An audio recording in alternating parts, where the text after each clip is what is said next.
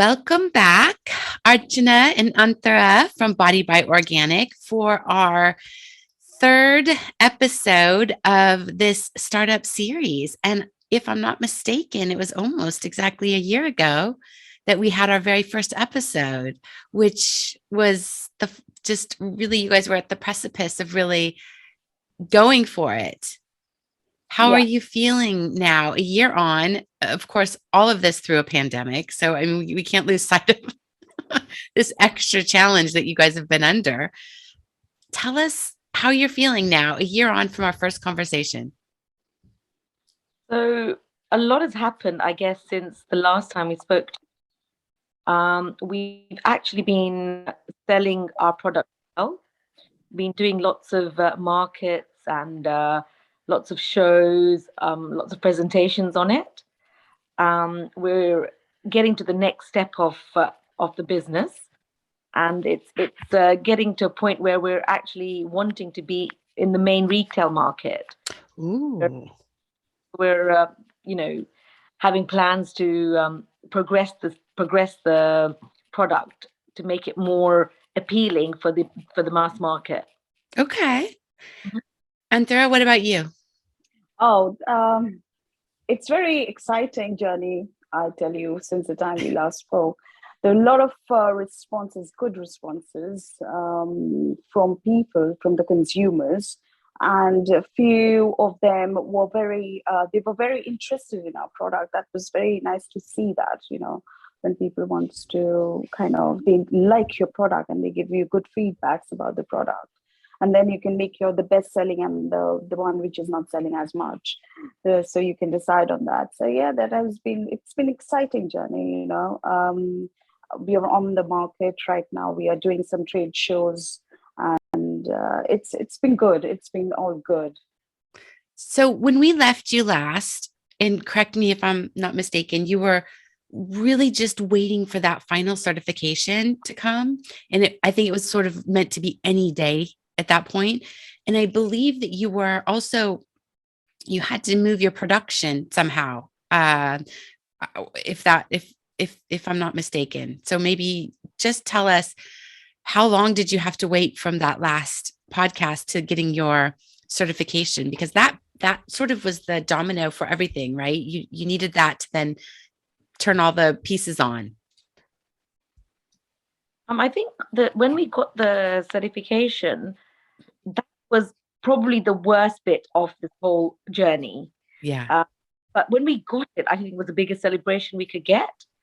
And I don't know if we told you and we topped it up. On top of that, we got the trademark. Okay. I'm not sure if we talked about that last time. Fantastic. Yeah, so Body by Organic is now trademarked. Wow. I had to go through a lot of process for that because Congratulations. thank you. Thank you. Went through that journey. A lot of the lawyers, a lot of people said, you can't trademark that name because it's got body on and all. Right. So I think me and Antara said, you know what, we've got to try it. If they say no at the end, they say no. And we were extremely lucky and fortunate that they actually gave us the trademark. So we've got the R on it now. Well, that's fantastic. And that's a great example of why you don't always listen to lawyers. I mean, if it's going to keep you out of jail, of course, you're going to want to listen to them. But you shouldn't just say, because this is how everybody else did it, or we just don't think that's going to happen, to stop you from at least trying. So that's very well done. Good for you. You wouldn't have had that had you not said, no, we're going to try. Yeah, I think it was just, you thought if we don't try it and then we regret it later on. Yeah. Worst case scenario, you've tried it and it won't happen. That's fine. Yeah. And we did think, we'll change the name or something. But like I said, we were extremely fortunate in our journey. Good job. Yeah. Okay. So when was when was the official launch then of the first product? When did you guys finally say, okay, it's go time? 1st of June. 1st of June. 1st of June, yeah, this year. So we launched our brand officially on the website, as well as, we started, we started doing our bookings for our trade shows and stuff. So from 1st of June, it was our launching we launched Okay. in the UK. And did you have a certain run of products already produced that you were ready to then just push the button and start selling? Yes, we did. Yeah, yes, we did. We had all the products ready, whatever products we thought of, all the 9 product and 5 accessories. So we had all the products ready, and that's why we decided on the launch date, 1st of June. Okay. Yeah. And how do you manage your production of product with your sales? How are what's your sort of your production selling sort of ratio? Are you having to make your products 2 weeks ahead of time, a month ahead of time? How are you managing those cycles? I think when we go low in the product, so if we've got 10 left certain product, we just start manufacturing it.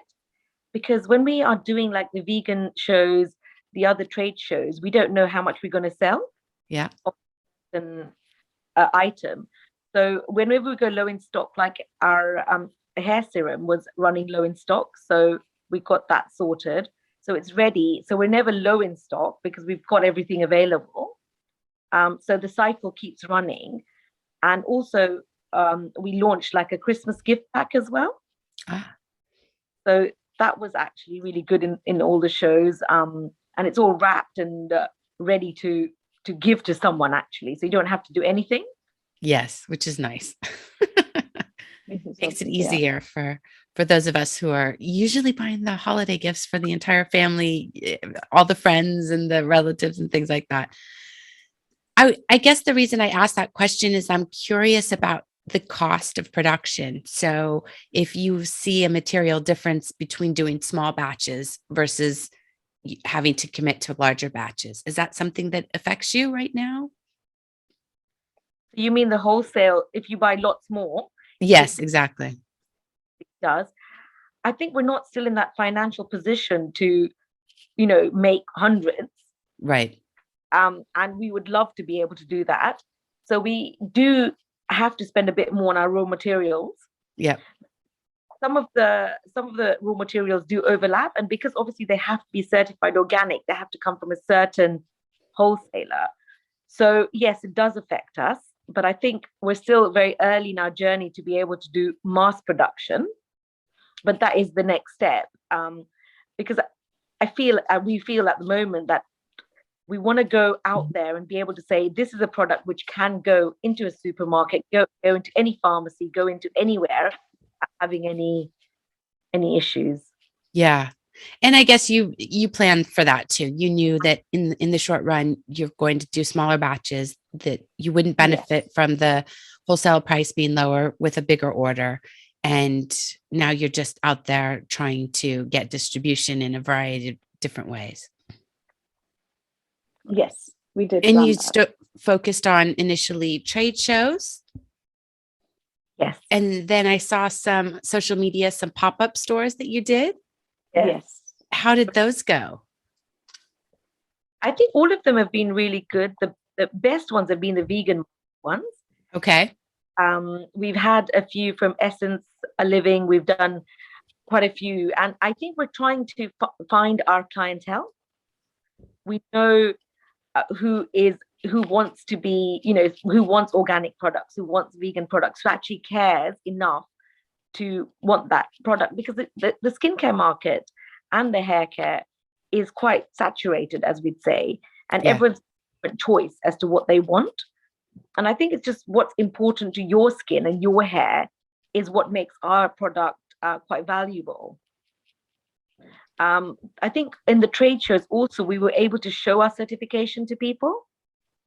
Yes. And say that, look, it's approved by dermatologists, it's, organic, but it's certified vegan. And I think that makes a difference, because you feel that you can trust it more, and they feel, okay, they're not just saying it, they've actually got a difference here.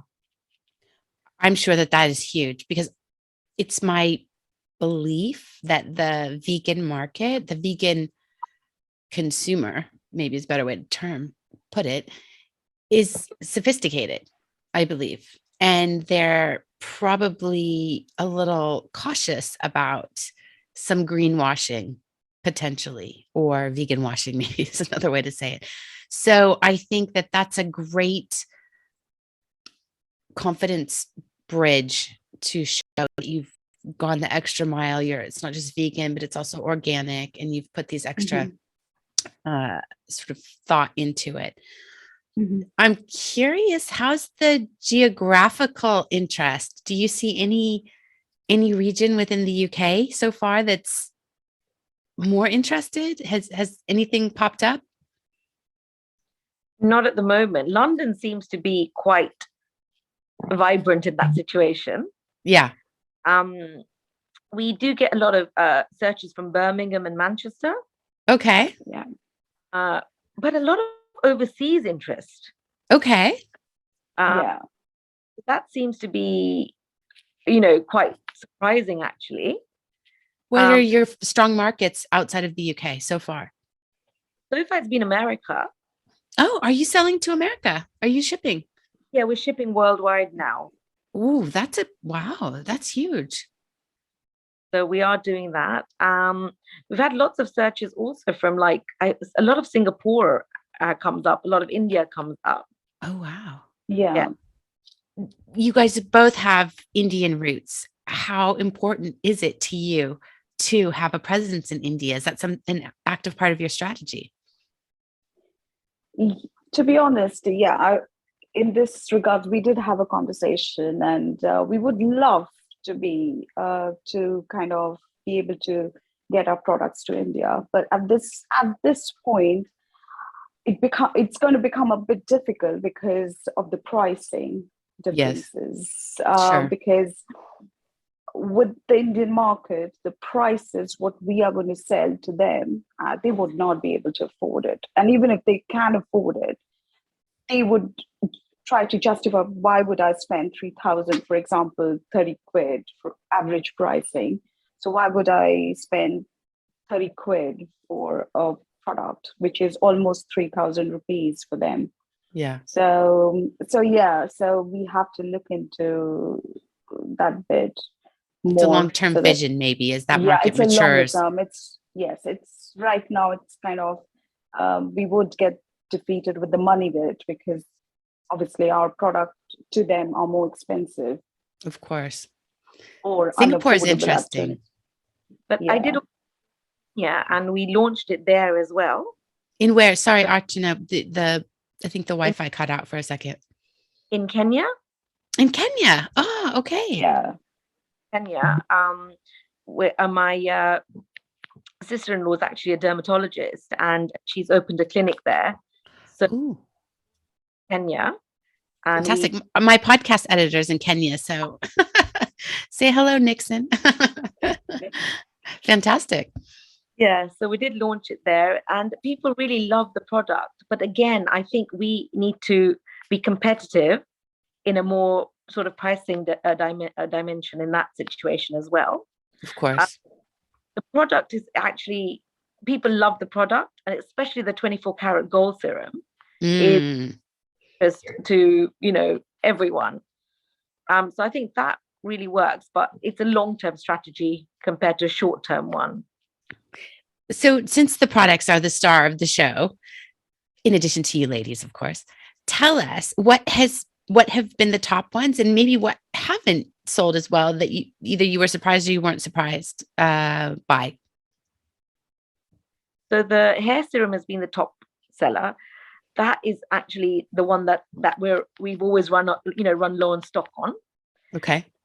The glow oil and the 24 karat gold serum are selling really well. Recently, we've sold a lot of the charcoal mask, the cleansers. The lowest selling ones, which I'm surprised about, is the sugar scrub and the oatmeal scrub. The oatmeal polish. Because the oatmeal polish is really good for people with very, very dry skin. And actually, when you use it, you don't have to put any cream after that, because it's that nourishing on the skin. Oh, wow. But I think it has not been as popular. So which one is the one that was for acne prone skin? That was for the glow oil. That's the glow oil. And that's one of Yes. the top. So there's the hair Yes. serum, there's the glow oil, which And is the for 24 karat. and the 24 karat. And what's the benefit of the 24 karat, or what's the key benefits of that? It's the boosting of collagen, then firming your cells, fine lines. It has a natural UV protection, which is, of course, that's natural. So I would say, so it is within the 12%. That's your natural bit, what the oil can provide you, not more than that. So it has a natural UV protection. It also, with 24 karat, it also does remove your spots. It also is good for your pigmentations. So it has quite a bit of, it does a lot of work for a mature skin, which is kind of, you would say, late 20s, 30s and above. Okay. And it's mature skin is late 20s. God, I'm afraid to know what my skin would be categorized as. One foot in the grave. You would already we are sending you the 24 karat gold. I would say use it. Yes, I will. I can't wait. I definitely would try it. I'm super excited. If you use it regularly, you would see some difference in your skin. Definitely. I can tell you that. Okay. So I don't know if you guys noticed, I recently interviewed a woman who started her own skincare company in America, specifically around menopausal skin. She went into menopause and her skin became super dry. And what I thought was interesting, there's quite a few different things I thought was interesting about what she's doing, but she said that she had found one of the only white spaces in skincare where there's very little competition, a little thought. Now there's plenty of skincare out there, anti-wrinkle, these sort of things. But as you guys know, so much of this stuff is chemical based. It's a lot of marketing and packaging and all this sort of thing, which is why you're trying to appeal to people who really want natural ingredients, organic, and of course the vegan aspect of it is warms our hearts and makes us feel good as consumers that we're not harming animals in the process. So I'm just passing this on to you because I think it could be interesting. Perhaps the oatmeal scrub being so nourishing to the skin, perhaps marketing wise, that's something you think about marketing towards women in that age, sort of 45 to 55, let's say, who are dealing with a lot of hormonal changes and have kind of oftentimes not just dry skin, but like extreme combination skin. Maybe that's something to think about. I know you're way younger, so maybe you haven't thought about that. To be honest, I think the last trade show, which both of us were doing, we did have a conversation about this menopausal, women who goes through the menopause. And to be honest, when we were talking about it, it's the way you market, right? So our product, like 24 karat gold serum, our products like the oatmeal moisturizer, they are basically they would be very helpful for the people who are going through the menopause or who have just started menopause, getting the skin dried up, and because they are losing moisture from the skin, and that's why it's like very, very dry skin you get. So it's just about, we were discussing that probably that's the best way to put it across to the consumer when they're coming and buying those products, because that is exactly what our gold, 24 karat gold, would be doing. So, but then we did not think about that marketing, that word menopausal women before. So, but that is exactly what our products, there are a few products which would work for them. Yeah, I mean, it's obviously it needs to be sincere, but understanding the changes that skin goes through in these various times of life. And also you guys did address that with the younger crowd, right? With the teenagers, because that's also a very hormonal time in a young person's life. And of course, our skin is without being vain, it is something that can either give us confidence or reduce our confidence. And nobody wants to feel bad about themselves based on hormones they can't control. We can do other things like drink lots of water and have a good diet and exercise. But sometimes hormones, you cannot out eat a drop or an increase in hormones. Like, you can eat as many cucumbers as you want. Biologically, your body's got a lot more influence there at certain times in your life. So these are so anything that a company like yours can do to help minimize that discomfort or stress, I think you'll be rewarded in financial and kind of customer loyalty. Yeah. Okay. I have a question for you guys, because I'm curious myself as a small business owner. Social media does my head in, and it may look like I have a good time trying to do some fun things on social media, but it is such a time-consuming piece of work. How are you guys managing this? How did you come up with the budget? And of course, it's probably nuanced. And is Sudeep helping you? And does he rent himself out to help other small businesses? No. Anthara's shaking her head. No, he's not helping. He doesn't. He doesn't right now have time also because he's busy with other projects. But I think that's something we haven't yet invested on, because we are planning to kind of change our total packaging, logos, everything. So are you? Yeah, that's our next phase to get into the retail sector. So we are planning to do a lot, and probably that's when we would decide. We would kind of decide on the marketing side. Of course, saying that, we have spoken to quite a few marketing companies. The digital marketing, the people who does a lot of digital marketing, as well as social marketing and stuff. So we have spoken to quite a few. We got their budgets, we got their pricing. So we are yet to kind of discuss on that, I think. So up until now, the focus from the marketing side has really been sort of more B2B, going to the trade shows. Yes, going to the trade shows and what we are posting personally. That's it. So whatever we can do in the social media place, we are trying to do. But of course, it's not good enough. So we would get there probably on the second phase, or launch, or with the new packaging, with the new branding.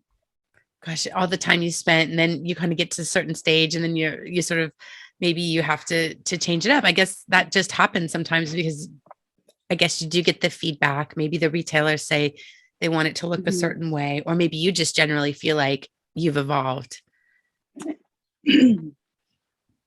Look into what is selling and what isn't, and is it selling?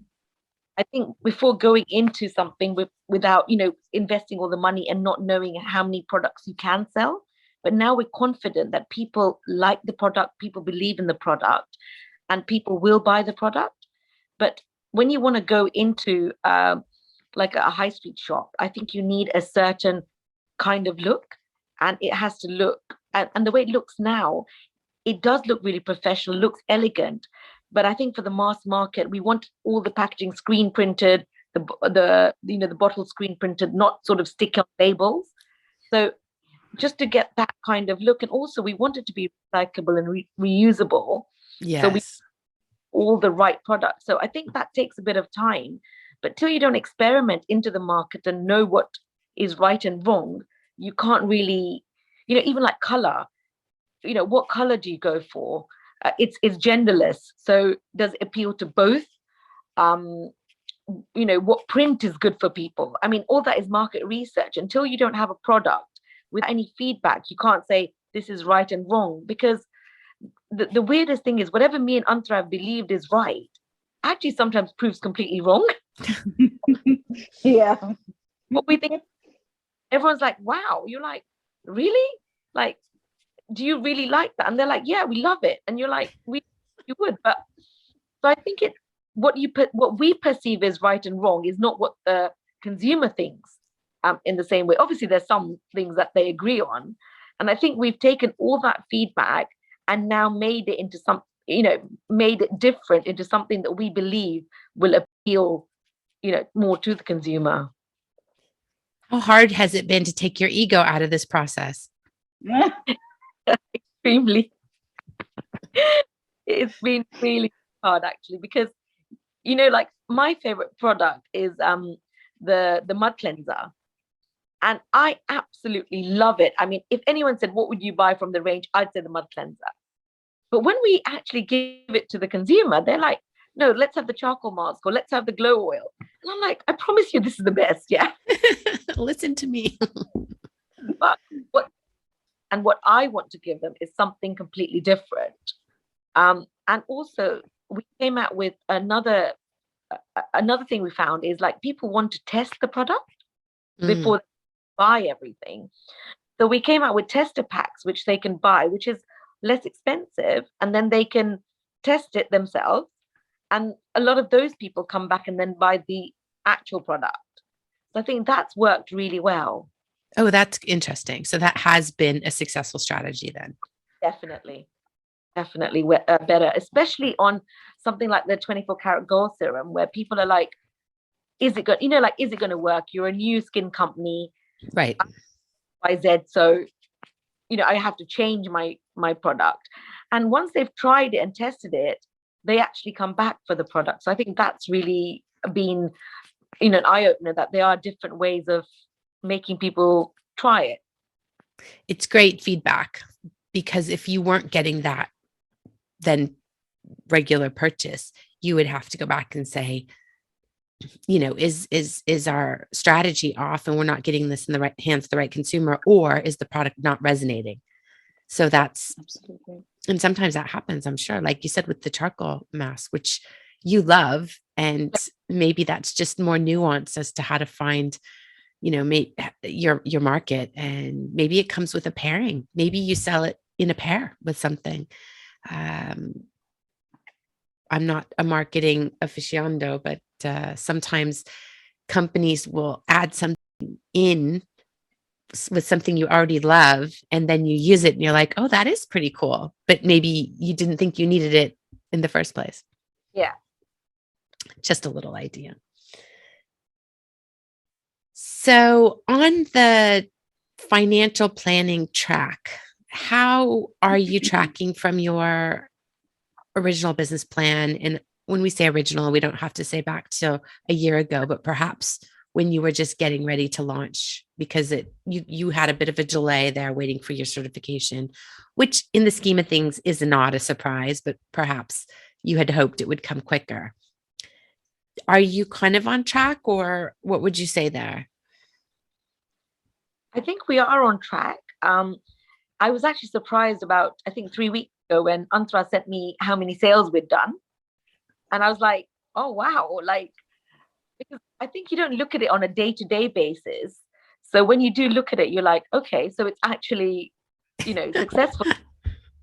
But obviously we've got lots of expenses as well, because all the shows that we do are expensive, because you have to pay for that space.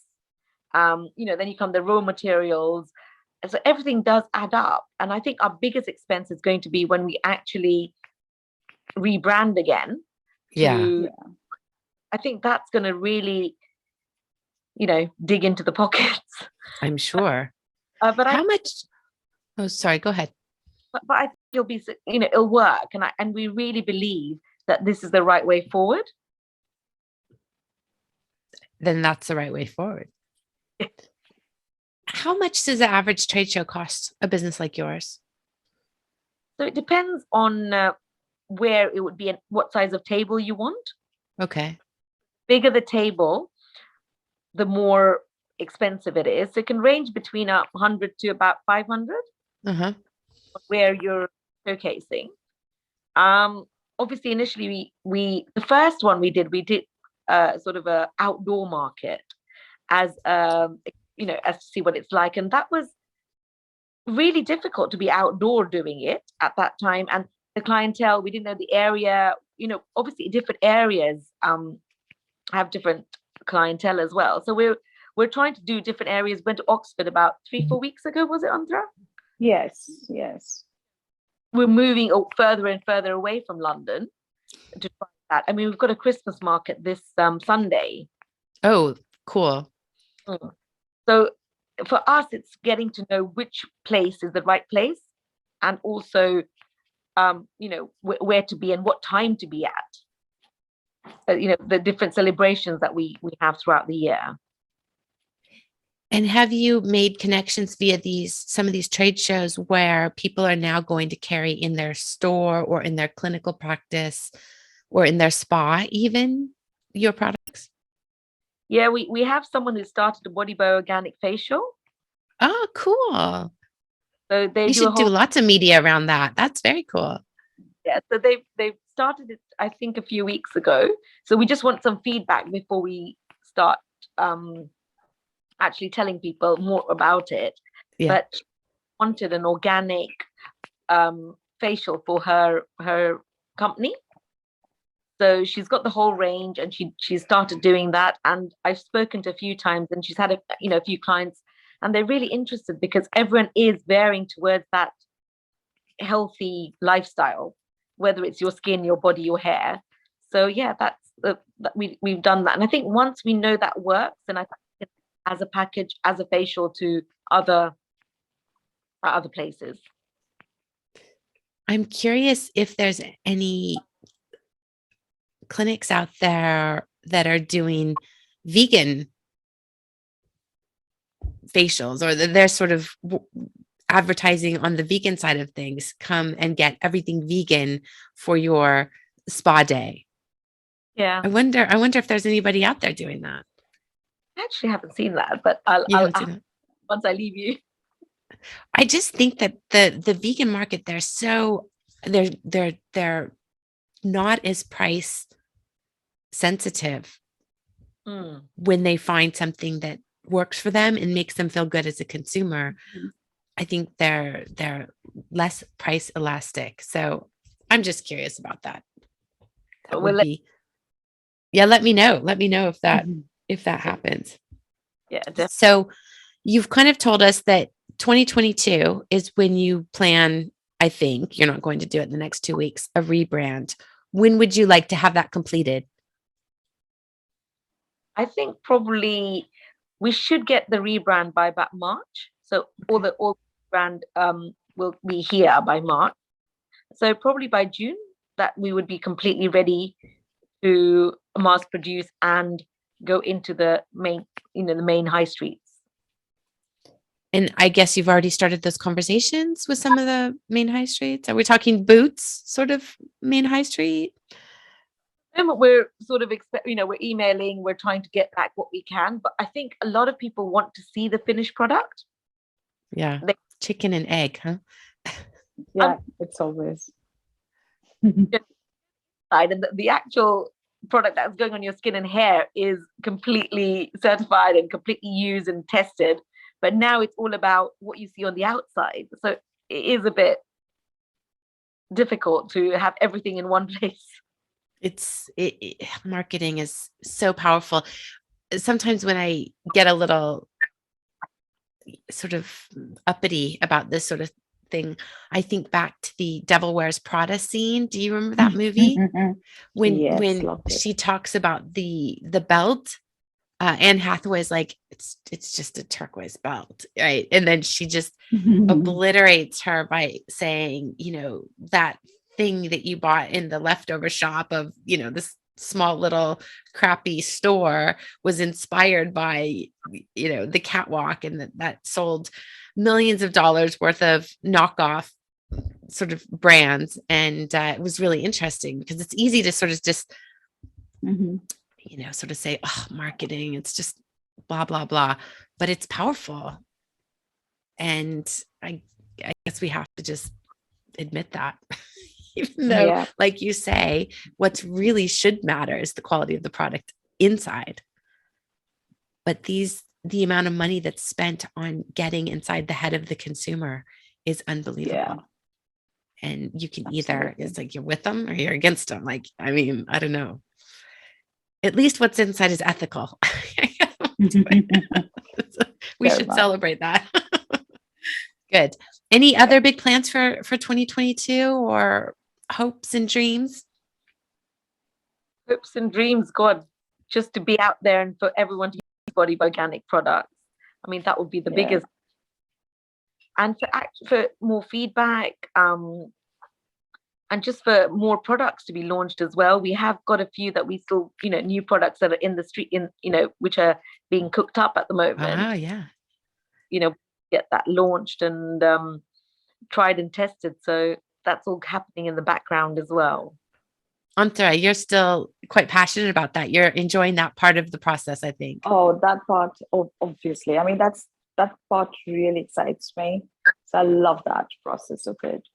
But yes, it becomes quite tiring at times to chase up the certification people to know exactly if it is right. So yeah, but then yes, I love that part of the process. I'm going to ask you a tough question. Would you have started this journey if you knew everything that you know now today? I think I If still you would had that have. information ahead of time. Yes. So for me, I still would have with the help of Archana, because if she wouldn't have been there, I wouldn't have been there. That's how, let me put it that way. But yes, I would have probably, for me, I would have done a lot of things differently than what I have done. That's what I feel. And I'm sure Archana feels a bit also. I mean, to be fair, Antara's products, when she actually, like I said, long time ago, when she came to me, they've always been amazing. Of course, we've tweaked them since because of all the challenges we've had. But Antara's great at making and knowing what to make in these products. And for me, no, I wouldn't really change. I would definitely do this project again. Maybe a bit more. How do you call it? Have a bit more knowledge about it now. So going forward, I feel more confident doing it. Obviously, I think we do need to look at investments. We do need to go into that market with investors. Okay. And make it bigger, because I really believe, and I think Antara as well, that we have so much potential. But like you say, there are millions of costs involved in this. I think it scares us to go bigger because we're so used to just me and her doing everything. And although I help generally Antara and myself, so I think that's the next big step is, can we go to the retail market ourselves, or do we need investors? Do we need help? And what's the next strategy towards that? So I think that's what we've been discussing at the moment as well. Something that I'm playing around with a little bit. I have some ideas in the back of my head around the evolution of Web 3.0. I don't know how much you guys have talked about this or heard about this, but Web 3.0 is going to bring or usher in an era where there's going to be so much more community around businesses. And it will range from community just pursuing something passionate, or community supporting businesses and having an opportunity to create sort of investors, if you will, without trying to stay on the right side of regulation. With the blockchain and Web 3.0, I see an evolution of small businesses being able to raise capital from, let's say, their consumers, because you have the opportunity to slice up a company in much smaller tranches by issuing, let's say, a coin or a token, and they can be done in ways which aren't always necessarily purely from an investment perspective. There's something called governance tokens or utility tokens, and people can, let's say, benefit from, let's say you launched a Body by Organic token, and a certain percent of your sales went back into everybody that owned the token. And so as you sold, certain goes into the treasury for the founders, and a certain amount goes back into those shareholders who are owning the token. Now, I don't want to oversimplify this. It need not be overcomplicated, but of course, this whole market is evolving, and one has to be very careful about making sure you're on the right side of the equation. But you can envision a world where someone can take $1,000 and buy $1,000 worth of Body by Organic tokens, help you guys grow, and they can be part of believing in what you're trying to achieve. So that's something could be interesting for smaller businesses trying to go out there and raise capital, because there is a huge funding gap for women, a huge funding gap for minority women, but also for small businesses who don't necessarily need tens of millions in venture capital. They need hundreds and thousands sometimes to get to the next stage. So that's just something, maybe I'll be exploring over the next, probably throughout 2022. I have a few ideas on that front, but maybe something to look into yourselves down the road, because it's a really interesting way for women, or anybody really, it doesn't have to be women, to participate in something that they believe in without having to spend everything that they've got and risk, take inordinate amount of risk. So it could be an exciting new era for sort of the everyday person on the street to get involved in projects that they normally would never be able to get involved in, but not have to spend, put mortgage their house in order to get involved. So it's quite cool. Good. Well, ladies, I have loved kind of watching you guys on this journey. We originally set out to do a 4-part series, which I think we can still do. Do you think it's been beneficial to have a larger gap of time between our last podcast and today for you? I think it's good for me and for us. Give yourselves a commercial. Tell the listeners why they should check out your products. Well, they should all check it out, because it does work on the skin. It's for all skin types. It's genderless. It's certified organic, vegan. It's cruelty-free. And on top of that, it's recyclable, reusable. And the dermatologists have checked it out and they love it as well. So it ticks the boxes. And for those people in the UK who are wanting to support UK small businesses, you are made in the UK. You are producing in the UK. Completely. Yeah. And I think we do need the support, because small businesses at the moment are finding it difficult. And we do need help for them to actually come and even try the products, come to our, we always tell them where our shows are going to be. The website's, live and kicking. So you tell them your website. Tell everybody your website. It's www.bodybyorganic.com. Fantastic. Any other wishes for Body by Organic for you guys in 2022? Well, we wish that all our supporters have a look at us and follow our journey, and let's hope they like our rebranding as well, and like the products. Cool. Well, I love following you guys on social media, and I can't wait to get my glow oil, and I will definitely share that with my ecosystem, because I definitely want to support more businesses like yours. And I think it's fantastic what you guys have done. It's brave. It's exciting. It's inspirational. And